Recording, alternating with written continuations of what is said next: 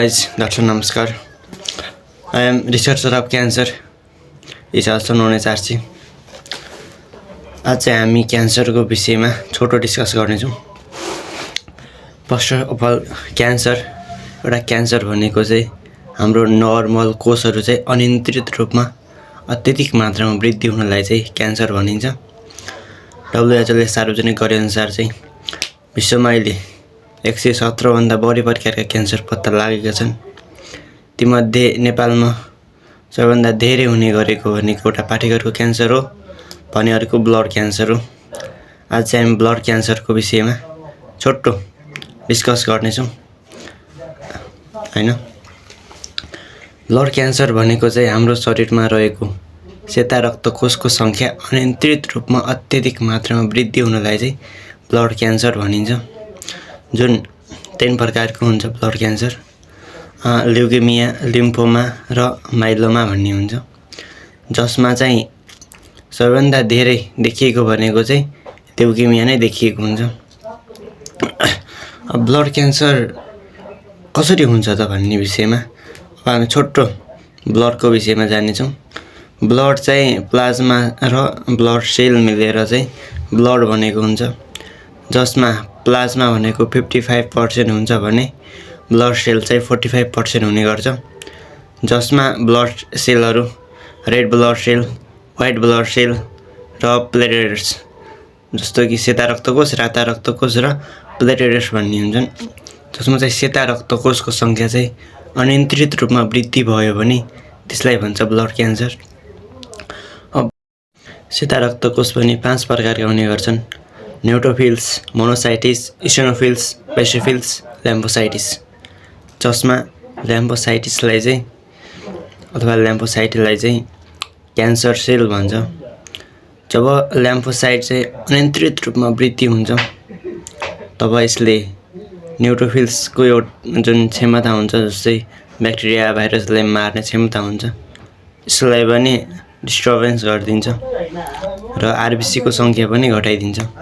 किनभने यो सेल अरूभन्दा ठुलो हुन्छ, white blood cell, red blood cell र प्लेटलेट्सभन्दा। त्यसकारण चाहिँ यो धेरै समस्या आउँछ। अब हामी यसको विषयमा थोरै जानेछौँ। तर फर्स्ट अफ अल अब हामी ब्लड क्यान्सर भयो भने कस्तो लक्षण देखिन्छ त भन्ने विषयमा जानेछौँ। फर्स्ट अफ अल जब सेता रक्तकोष बढेपछि राता रक्तकोष कम हुने गर्छन्। यस्तो अवस्थामा चाहिँ एनिमिया हुन्छ।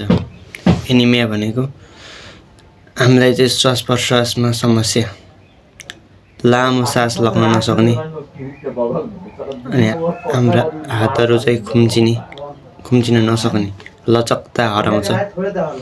त्यसकारण चाहिँ आरबिसीको सङ्ख्या घट्यो भने चाहिँ यस्तो देखिन्छ।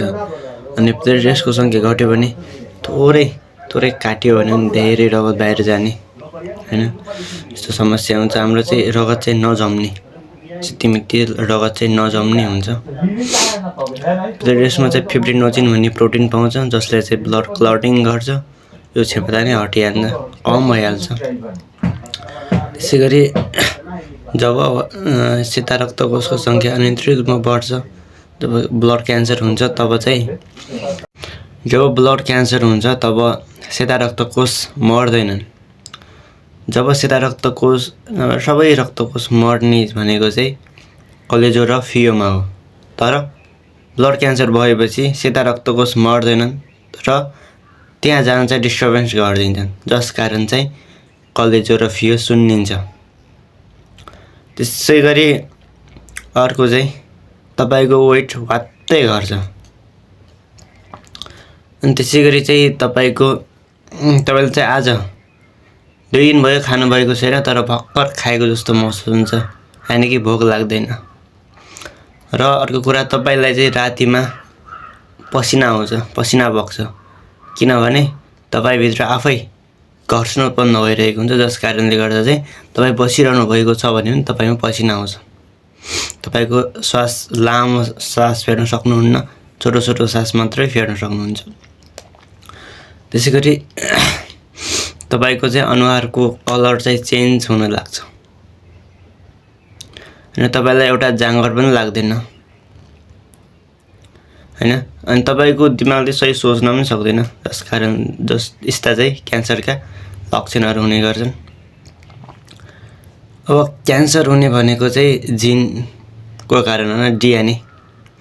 जब डिएनए चाहिँ जुन हर्मोनको कन्ट्रोलमा हुन्छ, तब त्यो हर्मोनको कन्ट्रोल बाहिर गयो भने चाहिँ क्यान्सर हुने गर्छ। जुनसुकै क्यान्सर पनि हुने यस्तै त्यही डिएनएकै कारण हुने गर्छ। ब्लड क्यान्सरको केसमा चाहिँ थाइमोक्सिन हर्मोनले चाहिँ डिएनएलाई ब्लड सेलमा रहेको व्हाइट ब्लड सेलमा रहेको डिएनएलाई चाहिँ कन्ट्रोल गरिरहेको हुन्छ। जब हामीले खाने विभिन्न कुराहरूले गर्दा र हाम्रो वातावरणको कारण चाहिँ डिएनए आउट अफ कन्ट्रोल हुन्छ, जस कारण चाहिँ ब्लड क्यान्सर हुन्छ। र यसपछि कुराहरू चाहिँ अर्को हप्ता। हाम्रो यो क्यान्सर भिडियो चाहिँ प्रत्येक हप्ताको शुक्रबार साँझ 8:30 देखि 9 बजेको बिचमा हुने गर्छ। कृपया हाम्रो च्यानललाई सब्सक्राइब गर्नुहोला। हस्, धन्यवाद, नमस्कार।